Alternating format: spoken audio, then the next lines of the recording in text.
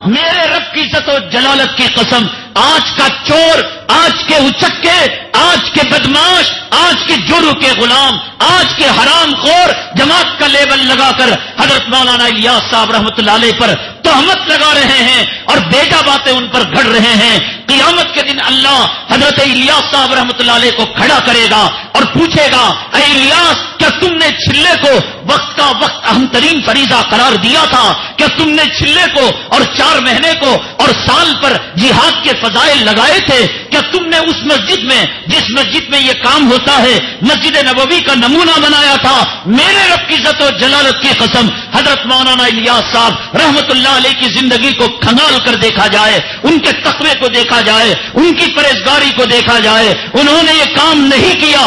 آج کے یہ پترولی حرام خور چور اچک کے صرف اپنی چوری پر، اپنی بےمانی کو چھپانے کے لیے جماعت کا لیبل لگا کر جس طریقے سے بریلویوں نے اولیاء کو پیغمبر تک ملایا، پیغمبر کو فرشتوں سے ملایا، فرشتوں کو خدا سے ملایا، انہوں نے اپنے اکابرین کو وہ نبیوں سے، صحابہ سے ملایا، صحابہ کو نبی سے ملایا. انہوں نے جو کہہ دیا وہ کہہ دیا. نبیوں والا کام، رسولوں والا کام، جہاد کا فریضہ، یہ رہتے ہوئے کسی کام کی ضرورت نہیں. ایک آدمی کو پوچھتا ہے، السلام علیکم. وعلیکم السلام. کیا بھی تمہارا وقت لگیا جماعت میں؟ نہیں لگا. تیرا ایمان نہیں بنیا. تو حضرت مولانا الیاس صاحب رحمۃ اللہ علیہ سے پہلے جو لوگ 4 مہینہ نہیں گئے، جو لوگ چلا نہیں گئے، اس میں ابو بکر بھی تھے، اس میں عمر فاروق بھی تھے. کمینے تو حضرت ابو بکر کو جالب بھی کہتا ہے. اس جملے سے یہ ترتیب، یہ نظام حضرت مولانا الیاس صاحب رحمۃ اللہ علیہ کا وضع کردہ تھا. اس کیفیت کے ساتھ، اس حیت کے ساتھ نبی نے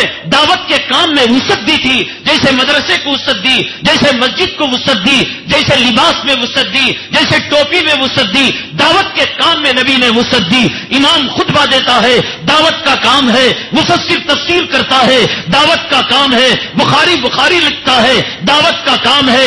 آٹو والا میٹر صحیح رکھتا ہے، دعوت کا کام ہے. درزی کپڑا صحیح کاٹتا ہے، دعوت کا کام ہے. مستری سیمنٹ نہیں مارتا، دعوت کا کام ہے. زبان سے نبی کے بول جھڑتے ہیں، دعوت کا کام ہے. نبی نے دعوت کے کام کو زمین کے ذرات سے زیادہ، آسمان کے ستاروں سے زیادہ وسعت دی ہے. اگر کوئی اس وسعت کو سمیٹ کر، لمیٹڈ کر کر یہ کہتا ہے کہ یہ چلا، یہ نظام جو مولانا الیاس صاحب نے وضع کیا تھا، اسی میں بھلائی ہے، یہ کشتی نوح ہے، اسی میں نجات ہے، میرے اللہ کی قسم قیامت کے دن حضرت مولانا الیاس صاحب خود اس کے منہ پر تھوکیں گے.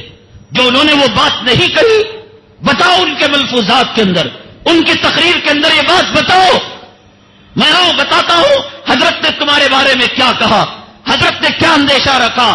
جس جماعت کا نام لیتے ہو اس جماعت کے اکابرین کو پہچانو، اس جماعت کے بزرگان دین کو پہچانو. حضرت مولانا شاہ محمد یوسف صاحب رحمۃ اللہ علیہ، جو تم یہ نہ سمجھو کہ اور جا کر باہر کہو جماعت کے خلاف بات کہہ دی. دیکھو، نماز کو نہ پڑھنا کہنا یہ نماز کے خلاف ہے. لیکن اگر کوئی آدمی نماز ننگی پڑھتا ہے، کپڑے نکال کر پڑھتا ہے، ہم کہتے ہیں کپڑے پہن کر نماز پڑھو. یہ نماز کا انکار نہیں بلکہ اس طریقے کا انکار ہے. ایک آدمی روزے کے اندر بیوی سے ملتا ہے، ہم کہتے ہیں بیٹا روزے میں بیوی سے نہیں ملا کرتے. اب جا کر باہر کہہ دو کہ مولانا روزے کے دشمن ہو گئے. ہم روزے کے دشمن نہیں، روزے کا یہ طریقہ ہے اس کے دشمن ہیں. ہم جماعت کے دشمن نہیں. کمینوں، تم دشمن ہو کہ تم نے قرآن سے منہ موڑا، تم نے نبی پر تہمت لگائی، تم نے صحابہ پر تہمت لگائی، تم نے اولیاء پر تہمت لگائی. کشتی نوح کا کیا معنی ہوتا ہے کبھی تم نے جانا، کبھی اس سے مطلب کو پہچانا؟ حضرت نوح علیہ السلام نے جو کشتی بنائی، کون سوار تھا؟ مومن سوار تھے. کون سوار نہیں تھے؟ کافر سوار نہیں تھے. کون بچا؟ جو کشتی میں سوار ہوا وہ بچا. کون اللہ کے عذاب کا شکار ہوئے؟ جو کشتی میں سوار نہیں ہوئے وہ اللہ کے عذاب کا شکار ہوئے. جب اس دی ہوئی وسعت کو تم لمیٹڈ کر کر حضرت مولانا الیاس صاحب کے منہج کو، جو انہوں نے ایک زمانے کے تحت، حالات کے تحت ایک طریقہ انہوں نے رائج کیا تھا، ساری دعوت و تبلیغ کو سمیٹ کر اس میں سمیٹ دو گے اور حضرت نوح کی کشتی بناؤ گے. فضائل اعمال رحمت کے لکھنے والے مصنف حضرت مولانا شیخ محمد زکریا صاحب رحمت اللہ علیہ ایک بات کے نطفے سے پیدا ہوئے ہو، بتا دو 1 گھنٹہ جماعت میں وقت لگا ہے، 1 مہینہ لگا ہے، 10 دن لگا ہے، 1 دن لگا ہے، نہیں لگا۔ اگر تم اس کو کشتی نوح کہتے ہو تو مولانا زکریا صاحب اس کشتی میں نہیں بیٹھے ہیں۔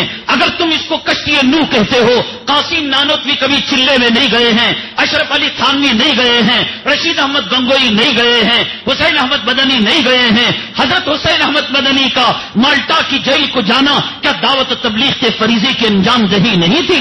حضرت شیخ الہند رحمت اللہ علیہ کی ریشمی رومال کی تحریک کا ایجاد کرنا کیا یہ دعوت و تبلیغ کے فریضے کی انجام دہی نہیں تھی؟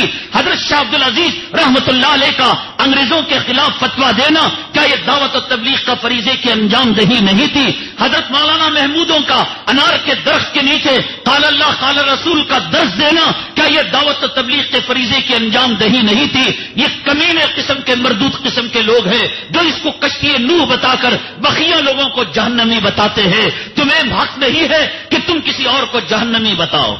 کشتی نوح کا یہی نہ مطلب ہوا، اس میں جو بیٹھا وہ ایمان والا، جو نہیں بیٹھا وہ جہنم میں گیا۔ نبیوں والا کام دھوکہ دیتے ہو، دھوکہ دیتے ہو۔ نبی کا کام اعلاء کلمت اللہ تھا۔ دعوت امت دو قسم کی ہے، امت دعوت، امت اجابت۔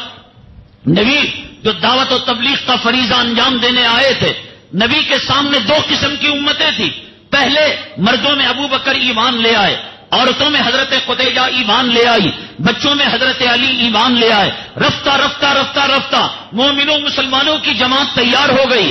اب نبی ان صحابہ کرام کو